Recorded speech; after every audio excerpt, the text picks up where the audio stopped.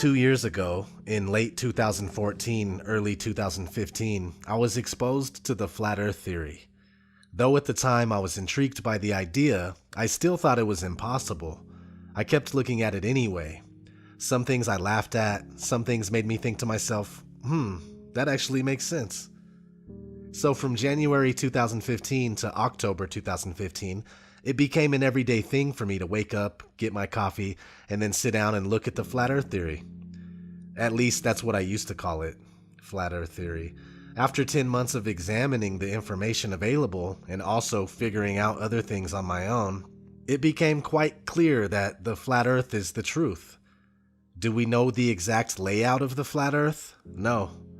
But I still believe that the Gleason's map is possibly the real deal, but I'm not certain. One thing I know for sure is that no one has debunked it. It's only been denied by people who can't adequately show why it doesn't work. To me, it makes sense that Gleason's map is accurate because it easily converts into the globe model, and that's how this deception started. They just turned the accurate flat map into a globe and said, "This is where you live." And many people say the Gleason's map is just a flat representation of the globe, which is wrong. If you look at the bottom corners of the map, it clearly states that the sun moves in circles around the tropics, meaning that the creator of the map knew that the Earth didn't move. But also, Alexander Gleason wrote a book called Is the Bible from Heaven? Is the Earth a Globe? And you can easily see for yourself in the book that he is a flat earther. Now the thing is that his map wasn't released until 1892, but the flat earth map, now called the azimuthal equidistant map, has been around since about the year 1000, possibly earlier. That's older than the oldest known globe on Earth, which comes from 1492. And that's actually around the time that this whole deception started. It was during the lifetime of Copernicus and around the time of the creation of the Jesuits. We don't know all the exact details because we know that history has been rewritten time and time again to benefit those who have put themselves in charge. But if you are honest with yourself, you can see clearly that this heliocentric globe Earth deception began around 500 years ago. Anyway, back to the maps. Let's just say for a minute that flat earthers don't have a good map. Well, either do globe earthers. Check this out. How many of you have ever seen a map that looked like this before? How many of you have ever seen this map? Seen that map. Yeah. Isn't this the map that you use K through 16 in the United States of America? Now, folks, look at this map. According to your social studies teacher, what is the equator? Right An imaginary line where? Yeah. Around the center of the Earth. Then if this map is correct, then the equator must be here, and Chicago has a tropical climate. Now, folks, this is the map that we use in the schools. Look where the United States is, in the middle of the world, right? Now, here's the USSR, which is no more, of course, Mongolia, China, Africa, India, Pakistan, Afghanistan. Now, look over here. USSR, Mongolia, China, India, Pakistan, Afghanistan. Two Indias here. We have two Indias. Did you know that? Now, people, this is a flat-out lie. Look at the size of Greenland and the size of South America. According to your social studies teachers, what were continents? Largest land masses on the face of the Earth, right? Now, do you know the continents? Africa, Asia, Australia, Antarctica, Europe, North America, and South America. Did I say Greenland? Well, Greenland isn't a continent, but it's a huge landmass according to this map, right? The map is a flat-out lie, people. If you read the legend on the map, here it says, in fact, South America is actually 9 times larger than Greenland. Are you saying the map is wrong? Oh dear, yes. Look at Greenland. Okay. Now look at Africa. Okay. The two land masses appear to be roughly the same size. Yes. Would it blow your mind if I told you that Africa is in reality 14 times larger? Yes? Here we have Europe, drawn considerably larger than South America. When it's 6.9 million square miles, South America is almost double the size of Europe's 3.8 million. Alaska appears 3 times as large as Mexico, when Mexico is larger by 0.1 million square miles. Germany appears in the middle of the map when it's in the northernmost quarter of the Earth. Wait. Relative size is one thing, but you're telling me that Germany isn't where we think it is? Nothing's where you think it is. Where is it? I'm glad you asked. Not only things like that, but NASA can't even make the same layout twice for some reason. Notice in these official NASA images that the layout of the Earth is never the same. In 2002, North America is this size. In 2012, it's this size. And in 2015, it's yet again a totally different size than both of those. But the fact of the matter is, none of these pictures are real anyway. NASA employee Rob Simon has gone on record saying that the Earth is photoshopped because it has to be. It is photoshopped, but it's has to be. There's artistry to creating the world. What I imagine it to be. Unfortunately, I'm not an astronaut. I've never been to space.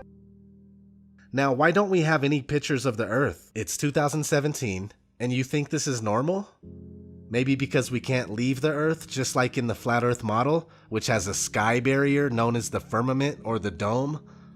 NASA tries to be clever and say that we can't leave the Earth due to the Van Allen radiation belt. Right now, we only can fly in Earth orbit. That's the farthest that we can go. And this new system that we're building is going to allow us to go beyond and hopefully take humans into the solar system to explore. So the moon, Mars, asteroids, there's a lot of destinations that we could go to, and we're building these building block components in order to allow us to do that eventually. The kinds of technologies that we're testing out on Space Station are definitely helping us with our goals of going beyond low Earth orbit. But if you're smart, you know that this is a cover for the dome. We can't leave Earth, people. I mean, Bill Nye the Science Guy even tells you this straight up. One thing I really want your generation to embrace is that the Earth is a closed system. We cannot leave the Earth.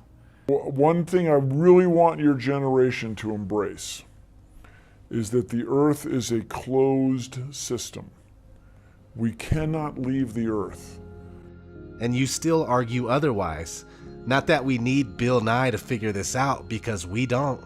He's a paid-for liar. But they put the truth out so later when it becomes too much to bear, they can just say, well, we've been telling you the whole time. But you act like you don't hear it, and you just make excuses for why they say these things, and it's ridiculous. You can observe for yourself that water does not curve. And this is funny. People will say that raindrops prove that water does curve. But have you ever seen a gallon of water in the form of a sphere? Let alone 326 quintillion gallons of water? Well, at least that's how much water they tell us is on Earth. Should we believe them? Probably not. But we do know that it's a lot of water. Either way, you've never seen any experiment show that a good amount of water can curve or take the shape of a sphere.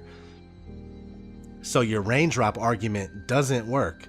If you actually take the time to look into the flat Earth and all of its angles, it becomes 100% crystal clear that we do not live on a spinning ball flying through infinite space. Some folks say that it would be impossible to be nighttime and daytime on a flat Earth at the same time. But if you actually looked, then you would know that it's completely possible. Because the sun is closer and smaller, day and night at the same time, just in that area alone. Of course it would be possible on a bigger scale. Now this brings me to the division that Flat Earth has caused among the so-called truth community. A lot of people that suffer heavily from cognitive dissonance say that the Flat Earth information is a psyop and it only serves to divide us and discredit those of us that see the information as correct.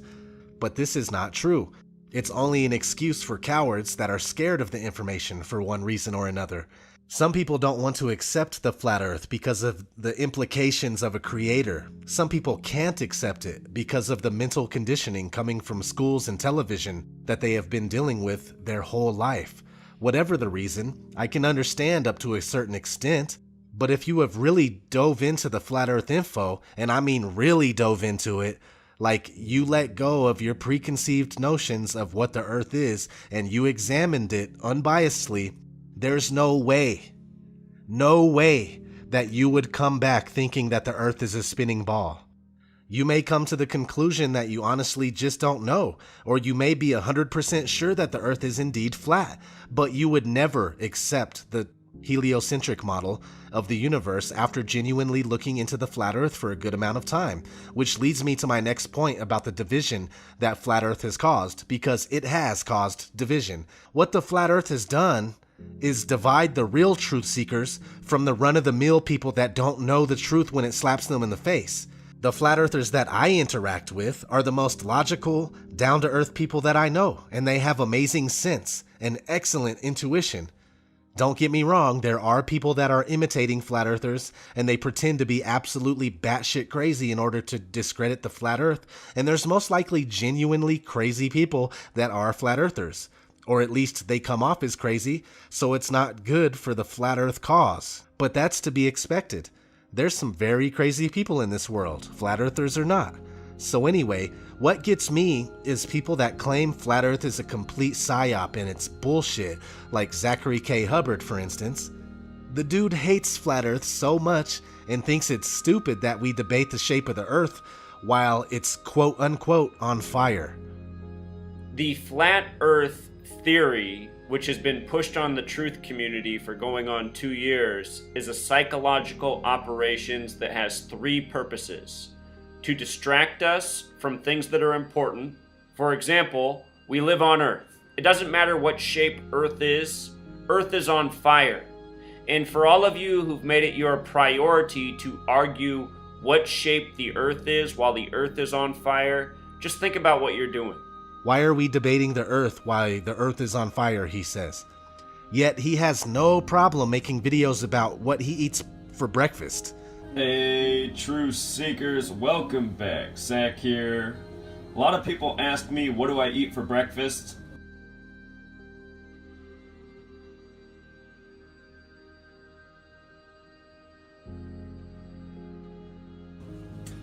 I'm a routine guy. I eat the same thing almost every single day, and this is just how I make it. I normally have oatmeal and tea for breakfast. I don't use instant oats, I use regular oats, but I make it just like this. I just pour hot water straight from the teapot.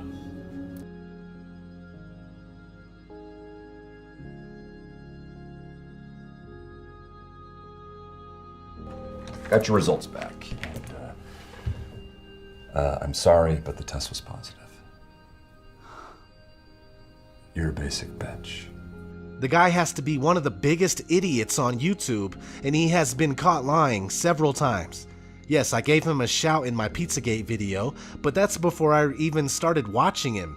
I mean, that was the only video I seen from him at that point was one Pizzagate video, and I thought the information was good. But his channel is about how sports are rigged, and you can tell by using gematria on the games, dates, players, and whatnot. But he has never had it right anyway. He had the Giants and the Colts for this year's Super Bowl based on that information, and well, neither of them are even in the running anymore. But that's when he picks more teams and plays like that's what he was saying the whole time. He does it all the time, each and every time. Sorry, I'm getting a little carried away on Zach. But he's the perfect example of a fake-ass truth seeker, and he only serves as confirmation bias for others that don't want nothing to do with Flat Earth for whatever reason. And I'll give you another example. What Is Real is a YouTube channel that doesn't like Flat Earth. I've spoke with him before, and he just can't accept it. He says he hates it. Here he is on one of Zachary's videos expressing how the Flat Earth makes him sick. First off, emotions don't have a place in the truth movement. Second, when anyone makes an anti-Flat Earth video, he's on it, ready to support, because it's reinforcing his belief in the spinning ball Earth, which is all he wants to hear. He wants to hear what he already believes. He doesn't want to hear the truth. He doesn't want to accept the truth, not what the actual truth is. Now, people like that don't belong in the truth movement.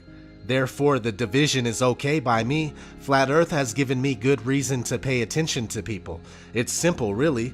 If they are Flat Earthers, then they have the ability to overcome cognitive dissonance. Therefore, they are sincere in their pursuit of truth. Not all Flat Earthers, though, because some are obvious shills. But also, you don't have to be a Flat Earther for me to take you seriously. It's just that Flat Earthers and Ball Earth skeptics that admit they don't know have more credibility because Flat Earth is the truth. But I can't be mad at anybody who hasn't taken the time to look at Flat Earth. It's when you have looked at it and you conclude that it's bullshit is when I have a problem with someone or I stop paying attention to someone.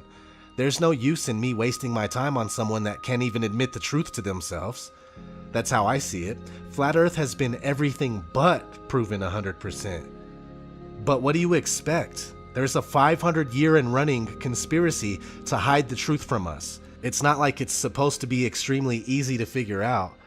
That's the whole point with truth seeking. People have covered up the truth, and we are trying to uncover it. It's not supposed to be a piece of cake. So leave your ego behind if you're really about the truth. Because this is bigger than all of us. It's not about me. It's not about Eric Dubay. It's not about Jeranism. It's not about who found it first or whatnot. It's about the truth and getting it across to people in the most successful way possible. And that's it. All I want is to see people wake up and take their power back. At least take their minds back. That's where the power is. That's what they have done to us. They've taken our minds. The Flat Earth truth does away with all of the mind control. It does away with the bogus theory of evolution. It does away with the dinosaur deception. It does away with the lie that there are aliens out there. And though we still end up with more questions than answers, our minds are freed. And that's how real change is going to happen in this world of ours. Thanks everybody for listening. This has been OG. It's sounding like a god church. Ooh, new girl on the track, she sound better than you. Someone dissed me, I don't know, I'm like who? Said I cashed out from that last song, it's true. And yeah, I just spent your whole rent on some shoes. I hit the club and I'm leaving with 2. Verified cause all these checks that I blew. New girl on the track, she sound better than you. Someone dissed me, I don't know, I'm like who?